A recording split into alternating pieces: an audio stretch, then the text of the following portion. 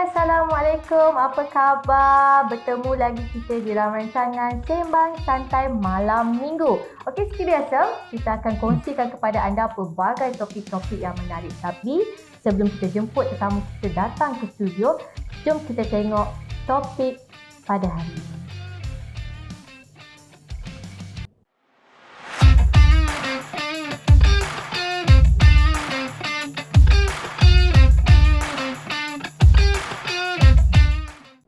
Ya, itu dia topik kita pada malam ini, di mana kita akan beralih ke fasa endemik. Seperti yang kita semua tahu, kita tak lama lagi kita akan hidup secara normal ataupun kita panggil new norm.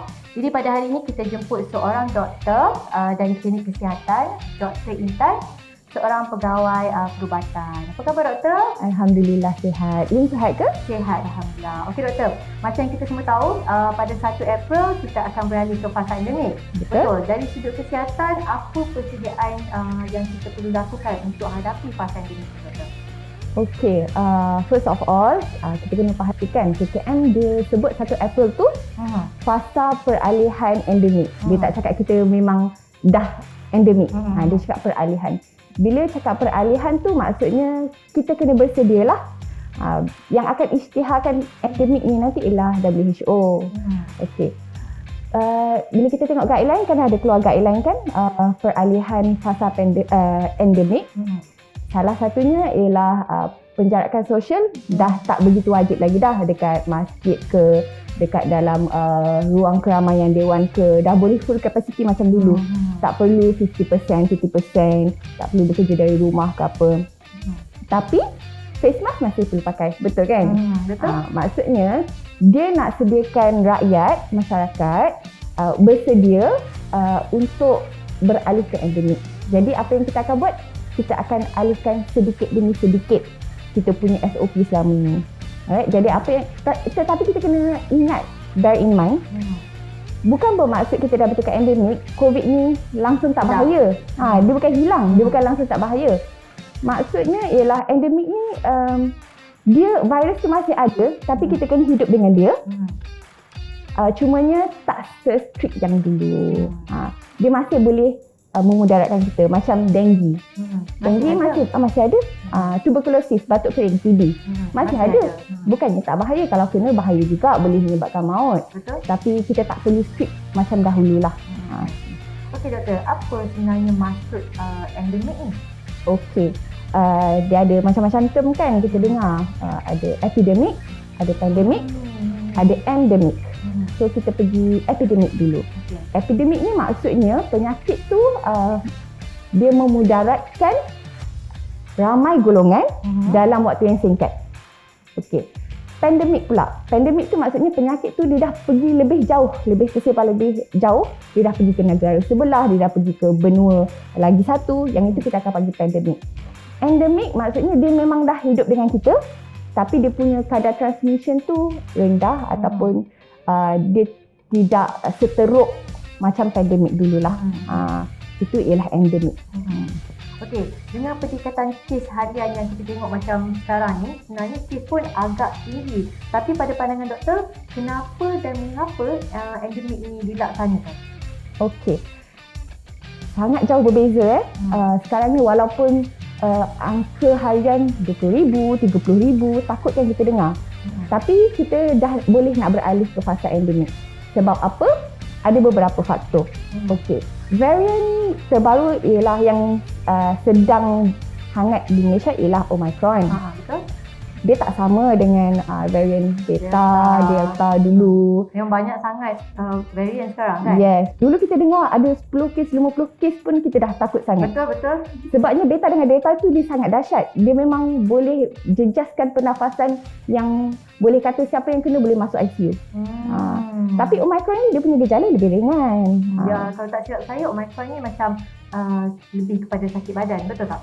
Sakit badan, sakit tekak, sakit sendi, demam batuk sesama. Kalau nak ikut kategori, COVID ada kategori, Omicron ni lebih kepada kategori 1 dan kategori 2.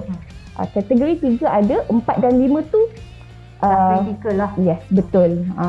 And then faktor kedua ialah disebabkan oleh vaksin. Rakyat Malaysia banyak kan yang dah ambil vaksin, yang 2 dos tu memang dah banyak. Sekarang kita fokus kepada booster. Betul. Kalau nak ikut pengalaman saya, vaksin ni memang sangat membantu. Memang terasa. Dulu masa varian beta dengan delta tu, pesakit yang datang dekat emergency unit memang bertalu-talu, memang penuh dekat bahagian emergency tu, oksigen. Bila ambil vaksin je, memang terasa pengurangan tu memang amat ketara. Itu salah satu faktor lah. Di samping Omicron ni, dia dah jangkiti ramai orang, 20-30 ribu orang, secara tak langsung dia bagi natural immunity jugalah. Okey doktor, sebenarnya bila cakap pasal vaksin ni, saya ada soalan yang saya nak tanya. Tapi sebelum saya tanya soalan seterusnya, kita berehat.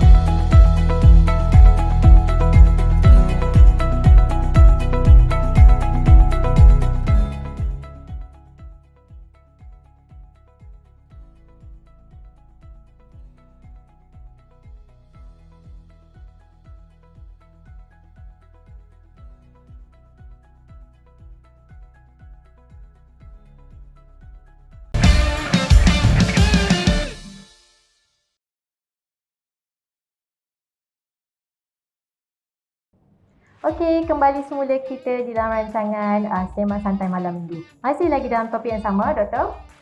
Jadi soalan yang saya nak tanya tadi, soalan yang sedikit penting dan soalan yang saya rasa ramai ibu bapa di luar sana tertanya-tanya. Okey, apa pendapat Doktor kanak-kanak yang divaksin? Perlu atau tidak? Sebab dekat luar sana parents ramai yang takut nak vaksinkan anak diorang. Sebab bila diorang tengok media sosial, banyak sangat berita-berita dekat blog dan sebagainya, berita yang kurang menyenangkan. Jadi apa pandangan Doktor? Okey, pada pandangan saya, kanak-kanak ni dia tak macam orang dewasa. Orang dewasa kita boleh bagi tahu okey, jaga jarak, pakai mask, bercakap tu kena pakai mask. Orang dewasa boleh faham. Betul, tapi betul. Budak-budak ni susah sikit kita nak konting. Dia pergi sekolah, jumpa kawan-kawan, mesti dia nak main-main kan. Betul. Dia nak makan together, buka mask. Susah sikit untuk kanak-kanak ni. Disebabkan oleh itu, kes COVID di kalangan kanak-kanak, bila sekolah buka, kes COVID kalangan kanak-kanak dia akan meningkat. Sebab dia orang susah nak kawal. vaksin yang kita bagi untuk budak-budak tu, dia dos tak sama dengan orang dewasa. Lebih sikit kalau tak salah saya kan? Kurang. Dia kurang. Orang dewasa kalau Pfizer lah 0.3 ml, kanak-kanak kita bagi 0.2 saja. And then kanak-kanak ni sebenarnya badan dia cepat respon tau dengan barang yang masuk dalam badan dia. Setakat ini untuk umur daripada 5 hingga 11 tahun, saya tak jumpa lagi walau satu pun yang datang ke klinik saya bagi tahu ada side effect daripada vaksin. Kebanyakan feedback yang saya dapat daripada orang ramai dan juga orang-orang sekeliling pun, dia kata okey je, lepas cucuk tu dia beraktif lagi. Boleh lompat-lompat apa semua. Memang kita galakkan 2 minggu lepas tu kalau boleh jangan buat aktiviti yang terlalu berat. Tapi setakat ini alhamdulillah tak ada apa-apa masalah. Dan ada juga ibu bapa yang kata, okey, dia bukan menolak vaksin, dia ialah not anti vaksin, dia vaksin hesitant. Maksudnya nak ke tak nak, nak ke tak nak. So dia tengok orang lain dulu. Betul. Dia tengok orang lain dulu, kalau orang lain okey, dia akan cucuk anak dia. Rasanya dengan jumlah kanak-kanak yang dah divaksin sekarang, dah cukup dah untuk menyakitkan ibu bapa sebenarnya. Tak ada masalah. Betul, jadi ibu bapa di luar sana tak perlu lagi takut dan tak perlu lagi dihantui oleh berita-berita yang tak sahih tu. Okey? Jadi doktor, sekarang ni banyak sangat saya dengar orang selalu cakap macam okeylah tak apa, aku dah kena COVID dah. Dah kena COVID. So bila baik daripada COVID, okey aku dah tak kena lagi dah COVID lepas ni. Maksudnya dalam 90 hari. Banyak tak ya? Saya banyak dengar lepas kena COVID, lepas baik, dalam tempoh 90 hari tu, kita tak akan kena COVID. Maksudnya kita immune. Betul ke? Tu doktor geram kalau dapat patient macam ni, memang doktor geram. Kita dah kena COVID, tak bermakna kita tak akan kena COVID walaupun dalam dah 90 hari. Ya. Itu guideline yang dulu waktu zaman beta, delta tu. Tapi virus ni kan dia evolve, dia akan mutate kan. So sifat setiap virus daripada satu edisi ke edisi yang lain tu dia tak sama. Dekat klinik saya yang paling cepat orang tu boleh kena COVID balik 10 hari. 10 hari? Yes. Lepas 10 hari boleh dia kena COVID lagi? Yes. Wow. Itu ialah live example lah. Ada lagi juga satu soalan lagi. Betul ke lepas kena COVID, kita akan kena apa tu doktor panggil tadi, kita sembang sebelum kita datang studio, kita sembang pasal brain fog. Yes. Lepas kena COVID, dia macam sedikit pelupa. Okay, brain fog tu dia not a medical diagnosis. Dia macam term orang panggil lah untuk orang lepas kena COVID ni. Kebiasaannya orang lepas kena COVID ni, dia habis tempoh kuarantin 7 hari tu, dia bukan magically sihat. Tak. Dia still ada side effect dia, macam rasa lemah, rasa lesu, dia rasa macam lonely je. Lepas tu ada lupa-lupa. Rasa lonely? Ya, itu pun ada. Dia rasa macam sunyi je. Dia rasa macam sayu je. Itu dia ada lupa-lupa sikit. Lepas tu kadang-kadang dia blur, tanya soalan, kenapa aku jawab macam ni? Itu dipanggil brain fog. Brain fog tu macam ada sama-sama lah, ada kabus-kabus dekat otak dia. Yang ini sebenarnya masih dalam research. Tapi sesiapa yang rasa dia dah kena COVID and dia ada brain fog, kalau simptom tu masih ringan, actually kita kena latih semula badan kita to a healthy lifestyle. Tidur yang cukup, kurangkan stres, try exercise, minum banyak air. Tapi kalau rasa macam maki teruk, tolong dapatkan nasihat doktor. Okey doktor, kalau lepas kita kena COVID, lepas kita dah baik, mungkin doktor boleh kongsi sikit apa suplemen yang bagus untuk kita dapatkan balik kita punya kesihatan, untuk kita tingkatkan balik kita punya immune system, untuk kita tingkatkan balik kesihatan kita. Apa pemakanan yang bagus untuk kita amalkan? Okey. Yang ini actually apply bukan sahaja untuk pesakit COVID, bukan sahaja untuk orang yang dah kena penyakit COVID. This one apply to all. To all. Yes. Pemakanan sihat. Kebanyakan penyakit berpunca daripada perut kita. Betul-betul. Okay? Jadi amalkan pemakanan sihat. Sebenarnya badan kita ni dia pandai. Dia pandai ni. Allah dah jadikan dia pandai. Kalau dia rasa, kalau katakan dia kurang vitamin D ke C ke E ke D, kita akan jadi craving tau. Atau badan kita akan tunjukkan tanda kita lesu, kita lemah. Itu sebenarnya badan kita berkomunikasi dengan kita, aku ni tak cukup nutrition. So kita kena amalkan pemakanan sihat lah. Pemakanan sihat tu is normal, suku-suku separuh, air yang banyak, kurangkan fast food. kurangkan makanan luar, MSG tu semua kita kena kurangkan. Betul. Dari segi suplemen, sekarang macam-macam orang share resepi air lemon, honey, cengkeh Betul. lah. Air cengkeh tu paling famous lah. Ya, itu paling cengkeh pula, paling famous. Pada saya personally, kalau barang tu barang-barang dapur, saya tak ada halangan. Sebab memang lebih natural lah sebenarnya. Yes. Air kunyit lah, apalah. Semua kan. Bawang putih bakar lah. Ya, boleh. Yang risau sikit ni kalau beli pil-pil yang orang jual tu yang tak ada pengesahan, tak ada not certified by KKM, tak tahu apa bahan dia. Selalunya yang macam yang doktor cakap tu, selalunya bila dia daripada mulut ke mulut, you try lah ubat ni bagus. Tapi dia main ambil je. Dia tak study pun, ya betul. Dia tak tanya dulu doktor, okey ke tak ubat ni. Itu yang akan jadi masalah di kemudian hari tu. Ya, kadang-kadang penjual pun dia tak bertanggungjawab. Dia kata dia ada bahan ni je, natural ni. Padahal dia masukkan steroid. Bila masukkan steroid, orang makan dia rasa bertenaga kuat. Padahal ada steroid. Itu yang saya dengar. 3 bulan, 4 bulan lepas tu datang jumpa doktor, buah pinggan dah rosak. Sebab steroid tu. Yes. Steroid ni tak bagus lah untuk long term punya effect. Yes, betul. Okey doktor, sebenarnya kita pun dah nak sampai di penghujung rancangan. Mungkin doktor ada sedikit pesanan dan nasihat buat masyarakat di luar sana apabila kita dah beralih ke fasa ini. Okey, jangan terlalu selesa. Itu nasihat saya. Jangan terlalu selesa. Jangan mudah lupa. Kita masih ada keluarga yang kita sayang. Penyakit COVID ni dia masih ada. Dia tak lenyap dengan magic. Kita masih perlu jaga diri kita. Walaupun penjarakan sosial tu tak diwajibkan nanti. Tapi lebih baik kalau kita dapat still practice that thing. Okay. Mask pakai. Jadi rakyat yang bertanggungjawab. Kalau tahu diri sendiri sakit, get yourself tested. Kalau ada batuk sesama, pakai mask. Kesian dekat orang lain.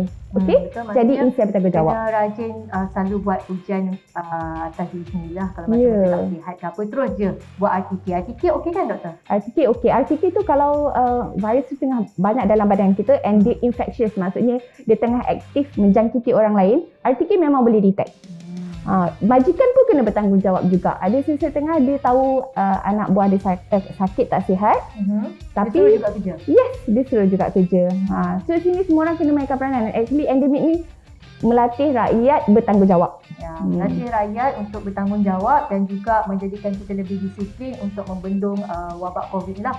Okey doktor, terima kasih sebab sudi datang pada hari ini. Buat anda di luar sana, pastikan anda terus jaga kesihatan, mengamalkan pemakanan yang sihat. Paling penting kena mandi, jangan malas mandi. Okey, balik daripada kerja kena mandi. Okey, jaga diri semua. Kita akan jumpa lagi pada minggu hadapan. Assalamualaikum. Bye bye.